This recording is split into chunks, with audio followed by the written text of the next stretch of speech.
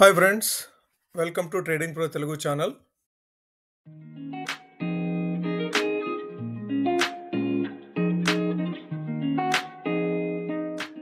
Cease fire అని ఏదైతే Trump చెప్పాడో అది నిజమేనా?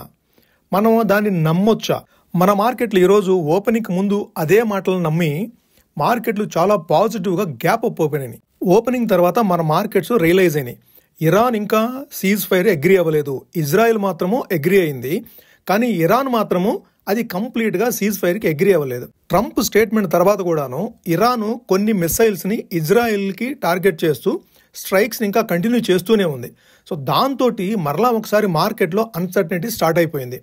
సెన్సెక్స్ అయితే 83,000 క్రాస్ చేసి అబౌవ్ సైడ్ మూవ్ అయిన తర్వాత ఒక్కసారిగా ఆల్మోస్ట్ ఈరోజు ట్రేడింగ్ సెషన్లో 14,000-1,500 పాయింట్లు హై నుంచి 14,000-1,500 పాయింట్లు ఈరోజు డ్రాప్ అయింది. సో మీకు తెలిసినట్లుగానే ఈరోజు సెన్సెక్స్ ఎక్స్పైరీ కూడా ఉంది. ఈరోజు ఎక్స్పైరీలో సెన్సెక్స్ మాత్రము ట్రేడర్స్కి చుక్కలు చూపించిందని చెప్పుకోవచ్చు. 1,400 పాయింట్స్ వితిన్ 15-20 మినిట్స్ డ్రాప్ అవుతూ ఉందంటే ట్రేడర్స్ ఏ విధంగా మెయింటైన్ చేసుకోవాలి పొజిషన్స్? చాలామంది ట్రేడర్స్ ఈరోజు నాకు తెలిసి లాస్ట్లను బుక్ చేస్తుంటారు మార్నింగ్ ఈ ఫాల్లో. సీజ్ ఫైర్ న్యూస్ తర్వాత క్రూడ్ ఆయిల్ ప్రైసెస్ $78-77 ఉన్న క్రూడ్ ఆయిల్ ప్రైసెస్ $66-67 వచ్చేసినాయి ఈ పాజిటివ్ న్యూస్ తర్వాత. మరలా ఇరాను మిసైల్స్ని ట్రిగ్గర్ చేస్తుందని చెప్పి న్యూస్ రావడంతో మరలా అది $69-70కి ఎగబాకింది. దాంతో మన మార్కెట్లు కూడాను ఆ నెగిటివిటీని కంటిన్యూ చేస్తూనే వచ్చినాయి క్లోజింగ్ వరకు కూడాను. యాతావాత మనం చూసేది ఏంటంటే ఇప్పుడు ట్రంప్ ఏదైనా విషయం చెప్పాడంటే మనం వెంటనే ఒక డైలాగ్ వేయాలనిపిస్తుంది. మాకు నమ్మకం లేదు దొరా అనే డైలాగు ట్రంప్ చెప్పిన ప్రతి మాటకి వేయాలనిపిస్తుంది. టారిఫ్ పాజ్ అన్నాడు, లేదన్నాడు. టారిఫ్ 100% అన్నాడు, తగ్గించా అన్నాడు.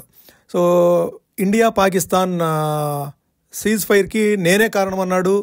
ఆ తర్వాత ఇండియా కానీ పాకిస్తాన్ కానీ కన్ఫర్మ్ చేయలేదు. ఇప్పుడు కూడాను ఇరాన్ ఇజ్రాయెల్ మధ్యలో సీజ్ ఫైర్ అన్నాడు, అది ఇరాన్ వైలేట్ చేస్తూ వస్తుంది. మరలా అంతకుముందు రష్యా ఉక్రెయిన్ వారికి సంబంధించి కూడాను నేను సామరస్యంగా దాన్ని సమస్యపేటట్టు చేస్తా అన్నాడు. అతను మాట్లాడిన తర్వాతే, ట్రంప్ మాట్లాడిన తర్వాతే రష్యా అయితే చాలా వైలెంట్గా రియాక్ట్ అవుతూ ఉక్రెయిన్ మీద దాడి చేయడం జరిగింది. నియర్లీ 3,000 డ్రోన్స్ తోటి రష్యా ఒకే రోజు ఉక్రెయిన్ మీద దాడి చేయడం జరిగింది. ఇదంతా చూస్తుంటే మార్కెట్లో ట్రేడ్ చేసే వాళ్ళకి మాత్రం కొద్దిగా భయాలు ఇప్పుడు మొదలవుతూ ఉన్నాయి. ఈ సీజ్ ఫైర్ డిస్కషన్స్, ఈ cease fire news Trump release చేసిన తర్వాత మనకి రాబోయే రోజుల్లో ట్రంప్ నుంచి ఇంకొక గండం కూడా ఉంది. అదే July 9th. మనకి ఏదైతే 90 days టారిఫ్ పాజ్ చేసి July 9th కటాఫ్ పెట్టాడో, ఈ July 9th ఏం చేయబోతున్నాడు? ఎక్స్టెండ్ చేయబోతున్నాడా, లేదంటే ఇంకా ఏమీ అగ్రిమెంట్స్ కాలేదు, నేను మరలా 100% అన్ని దేశాల మీద ట్యాక్స్ వేస్తానని చెప్పేసి మరలా టారిఫ్ వారు మరలా స్టార్ట్ చేస్తాడా? ఏం చేస్తాడు? ఈ అన్సర్టనిటీ సిచ్యువేషన్ అనేది చాలా అన్కంఫర్టబుల్గా ఉంటుంది ట్రేడర్స్కి. అయితే ఇక్కడ మనం ఒకటి సీరియస్గా ఆలోచించాల్సిన విషయం ఏంటంటే ఇటువంటి అన్సర్టన్ సిచ్యువేషన్స్లోనే మనకి ఇన్వెస్ట్మెంట్కి ఆపర్చునిటీస్ దొరుకుతాయి. మార్కెట్లో ఇప్పుడు ఐటీ స్టాక్స్ డిప్ అవుతూ ఉన్నాయి. ఈ ఐటీ స్టాక్స్ డిప్ అయినప్పుడు మనము అక్యుములేట్ చేసుకోవడానికి రైట్ ప్రైస్, దాని వాల్యుయేషన్స్ కనుక తెలిస్తే, వాటి లెవెల్స్, అక్యుములేషన్ లెవెల్స్ కనుక ఐడియా ఉంటే మనం ఇప్పుడు అక్యుములేట్ చేసుకోవడానికి కొన్ని అవకాశాలు, ఒక ఐటీ స్టాక్సే కాదు అదర్ సెక్టార్స్లో కూడాను కొన్ని వాల్యుబుల్ స్టాక్స్ మనకి డీసెంట్ ప్రైస్లో దొరుకుతాయి. సో దాన్ని మనం అందిపుచ్చుకునే అవకాశం మాత్రము ఇటువంటి సిచ్యువేషన్స్ మనకు కల్పిస్తాయి అన్నమాట. మార్కెట్ లాంగ్ టర్మ్ ఇన్వెస్ట్మెంట్లో ఎప్పుడు కూడాను డిక్లైన్స్లోనే అక్యుములేషన్ చేసుకోవాలి. అది గ్రాడ్యువల్గా మనం స్టాక్ బై స్టాక్ మనం సెలెక్టివ్గా చూజ్ చేసుకొని, ఇప్పుడు ప్రస్తుత పరిస్థితుల్లో స్టాక్ పికింగ్ అనేది చాలా ఇంపార్టెంట్. ఆ స్టాక్ పికింగ్ తోటే మన పోర్ట్ఫోలియోని ఇటువంటి సమయంలో రీబిల్డ్ చేసుకునే అవకాశం ఇస్తుంది మార్కెట్ మనకి. ఇక మన మార్కెట్స్ విషయానికి వస్తే సెన్సెక్స్ 158 పాయింట్ల లాభంతో 82,050 దగ్గర క్లోజ్ అయితే, నిఫ్టీ 72 పాయింట్ల లాభంతో 25,044 దగ్గర క్లోజ్ అయింది. వేరేస్ బ్యాంక్ నిఫ్టీ 403 పాయింట్ల లాభంతో 56,462 దగ్గర క్లోజ్ అయింది. ఈరోజు ఓవరాల్గా చూస్తే బ్యాంకింగ్ స్టాక్సే కొద్దిగా సపోర్ట్ ఇచ్చినాయి అని చెప్పుకోవచ్చు నిఫ్టీకి. దాంతో బ్యాంక్ నిఫ్టీతో కానీ సెన్సెక్స్తో కానీ కంపేర్ చేస్తే అవుట్ పర్ఫామ్ చేసిందని చెప్పుకోవచ్చు. ఇక బ్రాడర్ ఇండిసెస్ విషయానికి వస్తే నిఫ్టీ 25,300 లెవెల్స్కి ఎగబాకి అక్కడి నుంచి డౌన్ అవుతూ 72 పాయింట్ల లాభంతో క్లోజ్ అయింది. మీరు అదర్ సెక్టార్స్ చూస్తే నిఫ్టీ ఆటో 0.58% పాజిటివ్గా మూవ్ అయింది ఈరోజు. నిఫ్టీ బ్యాంకు అవుట్ పర్ఫామ్ చేసింది అనుకున్నాం కదా, 0.72%. నిఫ్టీ ఏమో 0.29%, బ్యాంక్ నిఫ్టీ ఏమో 0.72% ఈరోజు పాజిటివ్గా మూవ్ అయింది. 11 out of 12 స్టాక్స్ ఈరోజు బ్యాంక్ నిఫ్టీలో పాజిటివ్గా క్లోజ్ అయినాయి. నిఫ్టీ ఎనర్జీ ఈరోజు 0.33% పాజిటివ్గా మూవ్ అయితే నిఫ్టీ ఎఫ్ఎంసీజీ 0.22% పాజిటివ్గా మూవ్ అయింది. ఓకే, నిఫ్టీ ఎఫ్ఎంసీజీ కూడాను నార్మల్గానే రెగ్యులర్ నిఫ్టీతో పాటుగానే క్లోజ్ అయింది. అదే మీరు నిఫ్టీ ఐటీ చూస్తే ఫ్లాట్గా మార్నింగ్ అవర్స్లో 1.5% పాజిటివ్గా మూవ్ అయిన నిఫ్టీ ఐటీ ఆఫ్టర్నూన్ సెషన్స్కి ఫ్లాట్గా క్లోజ్ అయింది. ఈరోజు జస్ట్ 0.01% మాత్రమే పాజిటివ్గా మూవ్ అయింది ఈరోజు. అదే నిఫ్టీ 100 చూస్తే, మిడ్ క్యాప్ 100 చూస్తే 0.71%. అట్లానే స్మాల్ క్యాప్ కూడాను ఈరోజు 0.72% పాజిటివ్గా మూవ్ అయింది స్మాల్ క్యాప్ 100. సో ఓవరాల్గా మీకు లార్జ్ క్యాప్ స్టాక్స్లో కొద్దిగా అండర్ పర్ఫామ్ చూసాము, కానీ మిడ్ క్యాప్ అండ్ స్మాల్ క్యాప్స్లో గత 2 రోజులుగా, నిన్న కూడాను పర్వాలేదు నార్మల్గా క్లోజ్ అయింది పాజిటివ్గానే, ఈరోజు కూడాను కాస్త పాజిటివ్గానే క్లోజ్ అయింది స్మాల్ క్యాప్ కానీ మిడ్ క్యాప్ కానీ చూస్తే. సో ఓవరాల్గా లార్జ్ క్యాప్స్ అండర్ పర్ఫామ్ చేస్తున్నాయి, మిడ్ క్యాప్స్ స్లైట్గా అవుట్ పర్ఫామ్ చేస్తున్నాయి అని చెప్పుకోవచ్చు బ్రాడర్ ఇండిసెస్ విషయానికి వస్తే. ఓకే, మనం రోజుట్లాగానే బ్యాంక్ నిఫ్టీ చార్ట్స్ని అబ్జర్వ్ చేస్తూ ఈరోజు ఏ విధంగా మూవ్ అయినాయి, అట్లానే రేపటికి ఏ విధమైన లెవెల్స్ మనం అబ్జర్వ్ చేయొచ్చో ఐడెంటిఫై చేసే ప్రయత్నం చేద్దాం. ఈరోజు నిఫ్టీ గ్యాప్ ఓపెన్ అవుతూ అక్కడి నుంచి కంటిన్యూస్గా అప్ సైడ్ మూవ్ అయ్యి 25,317 లెవెల్స్ వరకు మూవ్ అయ్యి అక్కడి నుంచి సెకండ్ హాఫ్లో ఏదైతే మనకు అన్సర్టనిటీస్ ఇంకా కంటిన్యూ అవుతున్నాయి, ఇరాన్ స్ట్రైక్స్ చేస్తూ ఉందన్న న్యూస్ తోటి 24,999 అంటే 25,000 లెవెల్స్ వరకు వచ్చి డే క్లోజింగ్ వచ్చేసేసి 25,044 దగ్గర క్లోజ్ అయింది. జస్ట్ అబౌవ్ లో కంటే ఒక 40 పాయింట్స్ అబోవ్లో క్లోజ్ అయింది. ఓకే, రేపటికి మనము మార్కెట్ లెవెల్స్ అంటే మనకి థర్స్డే ఎక్స్పైరీ ఉంది, నిఫ్టీ ఎక్స్పైరీ థర్స్డే ఉంది. థర్స్డేను దృష్టిలో పెట్టుకొని మనం రేపటి లెవెల్స్ను చూసుకోవాలి. ఓకే, థర్స్డేని ఎక్స్పైరీని దృష్టిలో పెట్టుకుంటే మనకి ఇప్పుడు టాప్ సైడ్ ఈరోజు హై ఏదైతే ఉందో న్యూ హై, ఇది 25,317 అనేది రీసెంట్ టైమ్స్లో న్యూ హై. సో ఆ దాన్నే మనము ఇప్పుడు రెసిస్టెన్స్గా చూడాలి. అంటే 25,285, 300 ఆ లెవెల్స్ దగ్గర మనము రెసిస్టెన్స్ని అబ్జర్వ్ చేయాలి. అదే లోయర్ లెవెల్స్లో మనం సపోర్ట్ కింద చూడాలి అంటే 24,825. సో మనకు క్లోజ్ అయింది 25,044, అంటే 200 పాయింట్స్ బిలో మనకి సపోర్ట్ ఉంటుంది. అంటే 24,850, 825 ఆ లెవెల్స్ దగ్గర మనకి స్ట్రాంగ్ సపోర్ట్ ఉండే అవకాశం ఉంది. ఒకవేళ ఇంట్రాడేలో ఆ లెవెల్కి వస్తే మనం అబ్జర్వ్ చేయాలి. ఇంట్రాడేలో లెవెల్కి వచ్చిన తర్వాత ఏ విధంగా మూవ్ అవుతుంది, నెక్స్ట్ క్యాండిల్ ఏ విధంగా ఫామ్ అవుతుంది, either 15 మినిట్స్ క్యాండిల్ కానివ్వండి, 5 మినిట్స్ క్యాండిల్ కానివ్వండి, ఏ విధంగా ఫామ్ అవుతుందో చూసి దాన్ని బట్టి మనం యాక్షన్ తీసుకోవాలి. సో బట్ మనం అబ్జర్వ్ చేయాల్సిన సపోర్ట్ అయితే మాత్రము 24,825 lower side, 25,285 higher side. Okay, అట్లానే బ్యాంక్ నిఫ్టీకి ఏ విధంగా లెవెల్స్ ఉన్నాయో చూద్దాం ఒకసారి. ఇది బ్యాంక్ నిఫ్టీ చార్ట్. మీరు బ్యాంక్ నిఫ్టీ ఈరోజు క్యాండిల్ చూస్తే అంటే ఇండెసిసివ్ క్యాండిల్ ఏర్పడిందని చెప్పుకోవచ్చు. ఓకే, లాంగ్ విక్, అప్పర్ విక్ వచ్చేసేసి లాంగ్ ఉంది, లోయర్ విక్ కొద్దిగా షార్ట్గా ఉంది అప్పర్ విక్తో కంపేర్ చేస్తే. క్లోజింగ్ వచ్చేసేసి 56,460 లెవెల్స్ దగ్గర క్లోజ్ అయింది. నిన్న మనం ఏదైతే అబ్జర్వ్ చేయాలనుకున్నామో 56,350 ఆ లెవెల్ కంటే అబోవ్ క్లోజ్ అయింది. ఓకే, సో ఇప్పుడు మనము రేపటికి సంబంధించిన లెవెల్ చూడాలంటే, అంటే రేపంటే నా ఉద్దేశంలో థర్స్డే దీనికి కూడా ఎక్స్పైరీ ఉంది, బ్యాంక్ నిఫ్టీ కూడా థర్స్డే 26th ఎక్స్పైరీ ఉంది. సో దాన్ని దృష్టిలో పెట్టుకుని రేపు మూమెంట్స్ ఉండే అవకాశం ఎక్కువగా ఉంది. సో కాబట్టి మనం ఫస్ట్ చూడాల్సిన లెవెల్ ఇది, నేను డ్రా చేయడం అయితే ఇక్కడ డ్రా చేస్తున్నాను 56,980 దగ్గర డ్రా చేస్తున్నాను. బట్ మీరు అబ్జర్వ్ చేయాల్సింది 56,700 దగ్గర.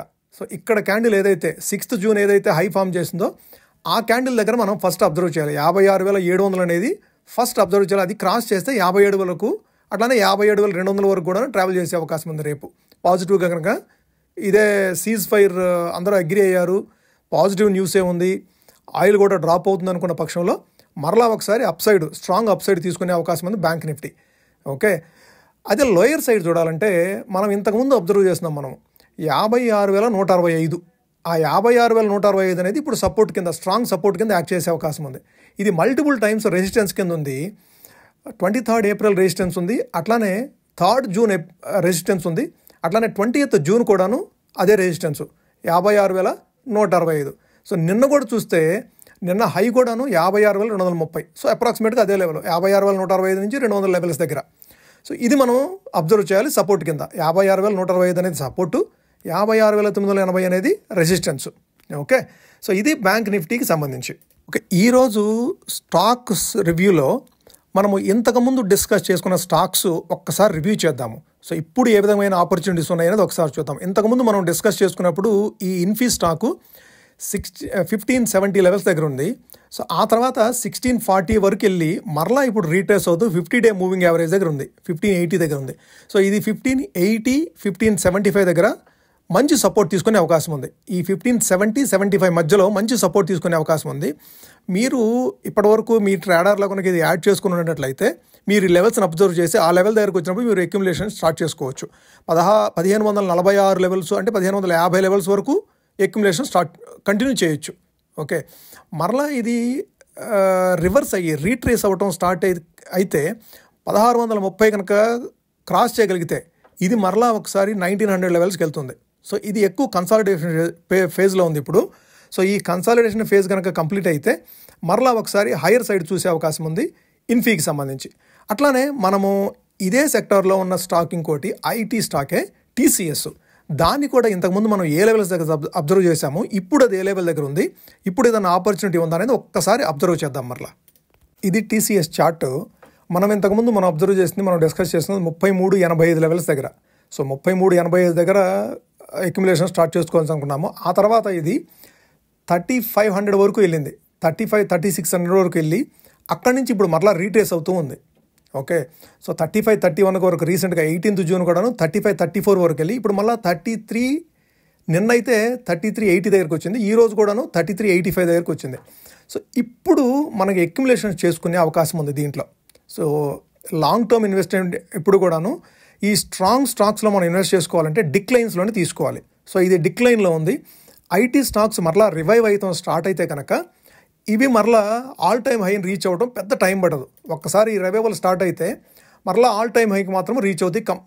ఇది ఫండమెంటల్లీ స్ట్రాంగ్ స్టాక్స్లో ఉన్న అడ్వాంటేజ్. అది మీరు అక్యుములేషన్ కంటిన్యూషన్ చేసుకోవచ్చు. అయితే అక్యుములేషన్ ఎప్పుడు కూడాను అన్ని స్టాక్స్ మీ దగ్గర ఉన్న కెపాసిటీ, మీ దగ్గర 1 lakh ఉంటే మొత్తం 1 lakh ఒకేసారి ఇన్వెస్ట్ చేయకూడదు ఆ కంపెనీలో. So 10 stocks, 5 stocks, 2 stocks, 3 stocks. TCS కొద్దిగా పెద్దది కాబట్టి 3385 అంటే 3385 దగ్గర ఉంది కాబట్టి మీరు 5 స్టాక్స్ యాడ్ చేసుకున్నారంటే 15,000-16,000 అవుతుంది అది. ఓకే, సో ఒక 5 స్టాక్స్ యాడ్ చేసుకుంటూ ఒక 6 టర్మ్స్, 7 టర్మ్స్.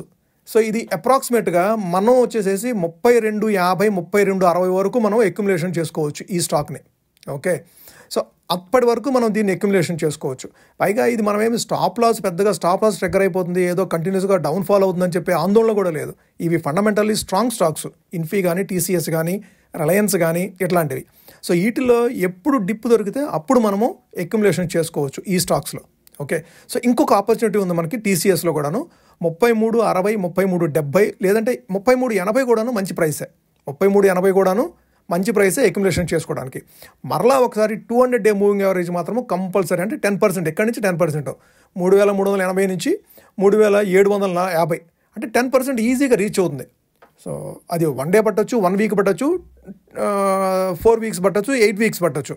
బట్ ఈ 200-డే మూవింగ్ యావరేజ్ మాత్రము రీచ్ అవుతుంది కంపల్సరీ. ఇవి ఫండమెంటల్లీ స్ట్రాంగ్ స్టాక్స్. ఓకే, ఇది ఫ్రెండ్స్ ఈరోజు వీడియో.